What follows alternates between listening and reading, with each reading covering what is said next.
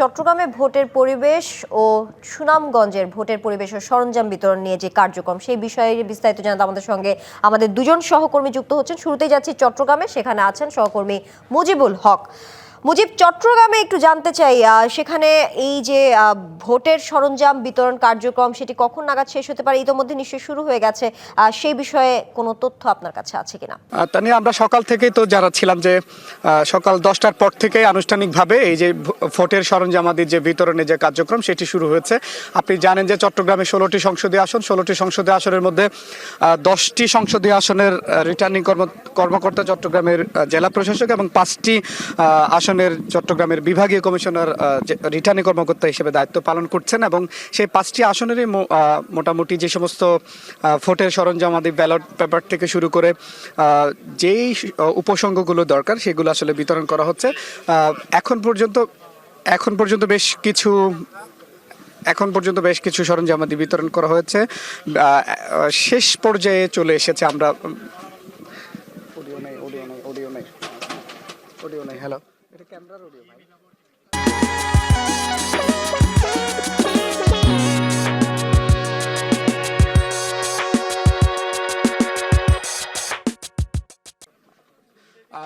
আমরা দেখতে পাচ্ছি সেই আনুষ্ঠানিকতা কিন্তু চলছে, অর্থাৎ আসন ভিত্তিক যে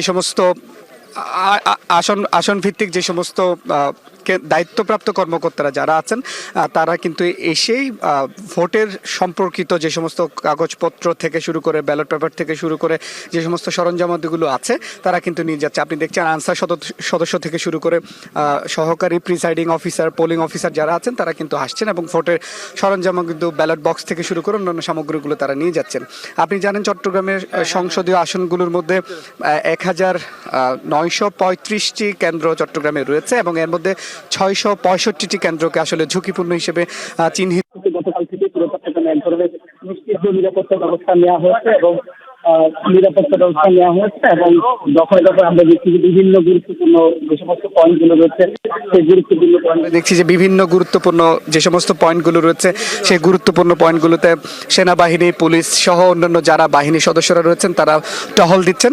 অর্থাৎ এক ধরনের নিরাপত্তার বলয়ে পুরো চট্টগ্রাম নগরীকে আসলে রাখা হয়েছে এবং প্রশাসনের পক্ষ থেকে যেটা বলা হচ্ছে একটি অবাধ, সুষ্ঠু, গ্রহণযোগ্য নির্বাচনের জন্য যে পদক্ষেপগুলো নেওয়ার দরকার সেগুলো তারা আসলে নিচ্ছেন।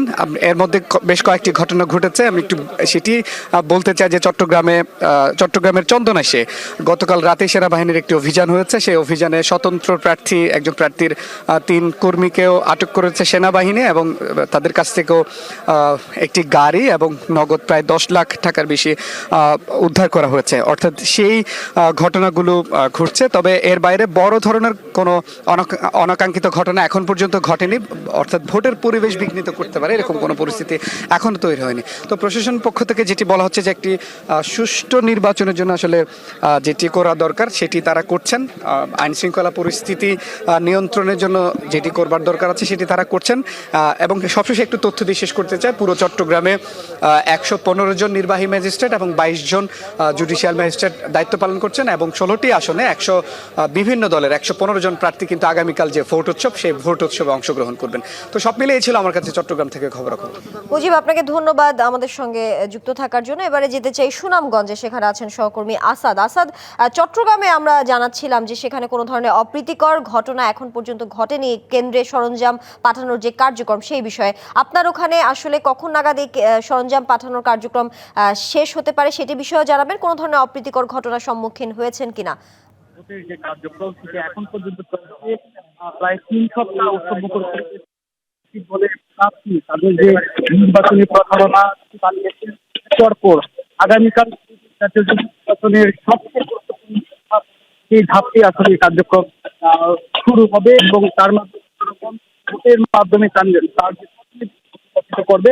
আমরা এই মুহূর্তে জেলায় যে সহকারী রিটার্নিং যে অফিসার অভিযোগের কার্যালয়ের সামনে, ওখানে থেকে প্রায় সুনামগঞ্জ সদর উপজেলায় 77 রয়েছে সেই ভোট কেন্দ্রের যে নির্বাচনী যে সরঞ্জাম সেই সরঞ্জামগুলো যাচ্ছেন যে কর্মকর্তারা আছে, নির্বাচন সংশ্লিষ্ট যে কর্মকর্তারা আছে তারা নিয়ে যাচ্ছেন এবং সকাল থেকেই সুনামগঞ্জ সদর উপজেলার মতো সুনামগঞ্জে প্রায় 12টি উপজেলায় কার্যক্রম চলছে। সুনামগঞ্জে প্রায় ভোট কেন্দ্র রয়েছে এবং এই, 5টি আসনে এখানে 20 লাখ ভোটার রয়েছেন। সুনামগঞ্জ সদরে প্রায় পুরো জেলায় ঝুঁকিপূর্ণ প্রায় 79টি কেন্দ্র রয়েছে। তো এখন পর্যন্ত সুনামগঞ্জের যে ভোটার সমাবেশ, আগামীকাল প্রায় 20 লাখ ভোটার তাদের সমর্থন করবেন।